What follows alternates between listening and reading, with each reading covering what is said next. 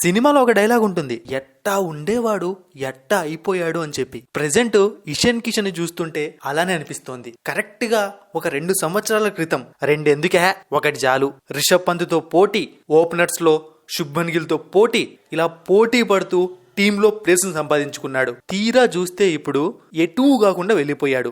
అసలు ఇషాన్ కిషన్ మళ్ళీ టీంలోకి వచ్చే ఛాన్స్ ఉంది అంటారా మీరు? ఇషాన్ కిషన్ ముందున్న టార్గెట్ ఏంటి? మళ్ళీ టీంలోకి రావాలంటే ఏం చెయ్యాలి? ఆ విషయాన్ని తెలుసుకోవడానికి ట్రై చేద్దాం. యాక్చువల్గా ఇషాన్ కిషన్ పరిస్థితి ఇలా ఎందుకు అయిందో తెలుసుకుందాం. ఇషాన్ కిషన్ డొమెస్టిక్ క్రికెట్ ఆడకుండా, అది కూడా బీసీసీఐ చెప్పాక తన పని తను చేసేసుకున్నాడు. అంటే నేను ఆడను, నాకు మెంటల్ కండిషన్ బాగాలేదు, ఈ విధంగా ఏదేదో చెప్పాడు. బట్ బీసీసీఐ వాళ్ళు చాలా ఫీల్ అయ్యారంటే బాధపడలేదు, కోపం తెచ్చుకున్నారు ఇషాన్ కిషన్ పైన. దీంతో సెంట్రల్ కాంట్రాక్ట్ నుంచి తీసి పక్కన పెట్టేశారు. అండ్ అదే టైంలో ఇంకొకటి కూడా జరిగింది. ఇది ఎవరు ఎక్స్పెక్ట్ చేసి ఉండరు నాకు తెలిసి. 2024 ఐపీఎల్ టైంలో హార్దిక్ పాండ్యా ముంబై ఇండియన్స్ కెప్టెన్ అయ్యాక చాలా మంది సపోర్ట్ అన్నది రోహిత్ శర్మకు వచ్చింది. బట్ ఇషాన్ కిషన్ హార్దిక్ పాండ్యాకు సపోర్ట్ చేశాడని ఒక సమాచారం. అంటే అతనితో క్లోజ్ గా ఉండడం, ఒక విధంగా చెప్పాలంటే హార్దిక్ గ్యాంగ్ లో చేరిపోయాడు అనమాట. ఇప్పుడు ఇది కూడా ఇషాన్ కిషన్ కి మైనస్ కాబోతోంది.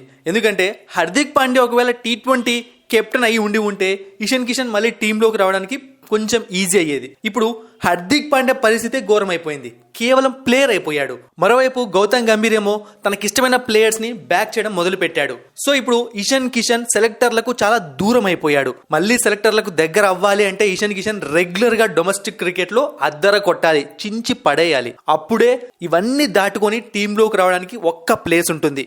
అంతేకాకుండా ఓపెనింగ్ స్లాట్ లో, మిడిల్ ఆర్డర్ లో చాలా పోటీ ఉంది. ఇప్పుడు ముఖ్యంగా వికెట్ కీపర్స్ మిడిల్ ఆర్డర్ లో ఆడుతున్నారు మన టీంలో. వాళ్ళని చూసాము అంటే KL Rahul, Sanju Samson, Rishabh Pant, full competition వచ్చేసింది. కేవలం ఐపీఎల్ లో ఆడతాను, టీంలోకి వస్తాను అంటే ఇప్పుడు పరిస్థితులు ఏ మాత్రం సజావుగా కనిపించట్లేదు. కాబట్టి ఇషాన్ కిషన్ నెక్స్ట్ జరిగే విజయ్ హజారే ట్రోఫీ అవ్వచ్చు, ఇంకొకటి అవ్వచ్చు, డొమెస్టిక్ క్రికెట్ ఏది ఉంటే అది అద్భుతంగా పర్ఫామ్ చేయాలి. ఎందుకంటే బీసీసీఐ వాళ్ళు కన్ఫర్మ్ చేశారు, ఇప్పటి నుంచి ప్రతి ఒక్కరు డొమెస్టిక్ క్రికెట్ ఆడాలి అని చెప్పి.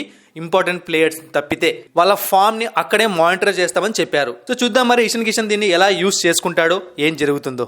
మరిన్ని ఇంట్రెస్టింగ్ వీడియోస్ కోసం సబ్స్క్రైబ్ చేయడం మర్చిపోకండి.